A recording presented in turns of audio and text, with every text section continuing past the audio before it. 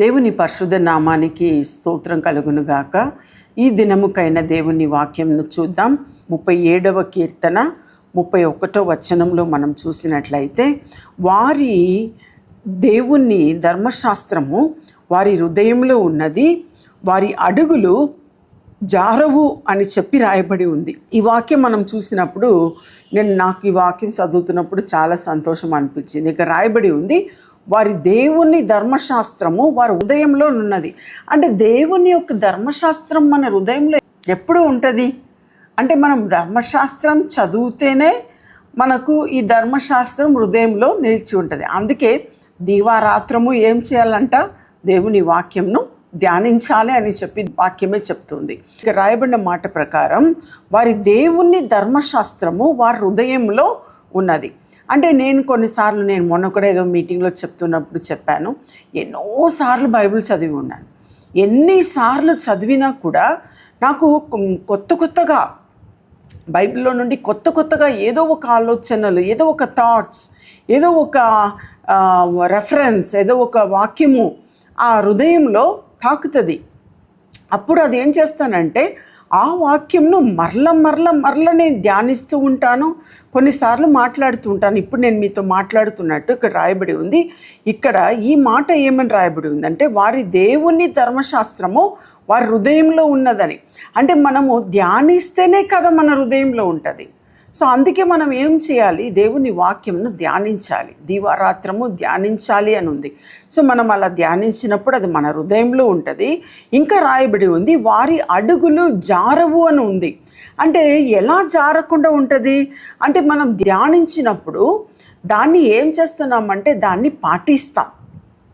దాన్ని ధ్యానించినప్పుడు మీకు ఏదైనా నచ్చినప్పుడు మీరు ఏం చేస్తారంటే దాన్ని తప్పకుండా చేస్తారు.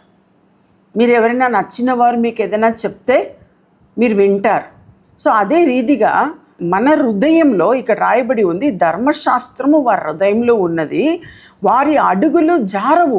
మీరు ఆ యొక్క ధర్మశాస్త్రమును బట్టి మీరు నడిచినప్పుడు మీరు అడుగులు జారదు. అది అర్థం. సో జస్ట్ ఒక వినడం మాత్రం కాదు, చదవడం మాత్రం కాదు. ఇక్కడ రాయబడి ఉంది, వారి దేవుని ధర్మశాస్త్రం వారి హృదయంలో ఉన్నది. మీ హృదయంలో ధర్మశాస్త్రం ఉందా అంటే అన్నీ మొత్తం బైబిల్ మొత్తం కంఠతంగా మీ హృదయంలో ఉండాలని నేను చెప్పట్లేదు. అందుకే మనం ప్రతి దినమును మనం ధ్యానిస్తాం, ప్రతి దినం డైలీ డివోషన్ అంటాం, ప్రతి దినం మన వాక్యంను ధ్యానిస్తూ ఉంటాం.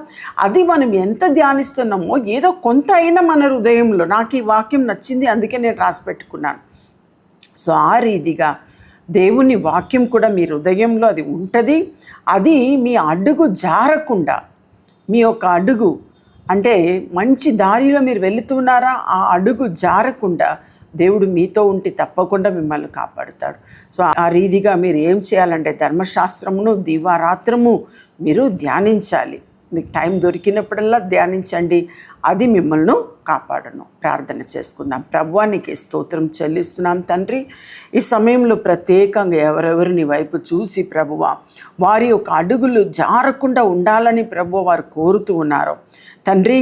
వారు ధర్మశాస్త్రమును పాటించేవారుగా తండ్రి, ధర్మశాస్త్రమును ఆచరించేవారుగా, అంటే బైబిల్ గ్రంథంలో ఉన్న మీ మాటలను ప్రభువా, ధర్మశాస్త్రం అంటే పాత నిబంధన మాత్రం కాదు, కొత్త నిబంధనలో ఉన్న అనేక మాటలను కూడా ప్రభువా ధ్యానించి వారికి అనుకూలమైన మాటలను ప్రభువా వారు స్వీకరించి ప్రభువా నీ అడుగు జాడల్లో నడవడానికి మీరు కృప చూపించమని ప్రార్థిస్తున్నాను. దీవించండి, ఆశీర్వదించండి.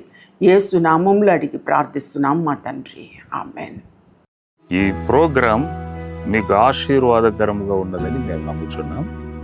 ఫస్ట్ లైక్ చేయండి, తెలిసిన వారు మీ ఫ్రెండ్స్ అందరికీ మీరు షేర్ చేయండి, తర్వాత సబ్స్క్రైబ్ చేయండి. తప్పగా ప్రభు మిమ్మల్ని దీవిస్తాడు. ఇక రాబో వీడియోను కూడా మీరు చూడండి, దీవించబడండి. ప్రభు మిమ్మల్ని దీవించును గాక. God bless you.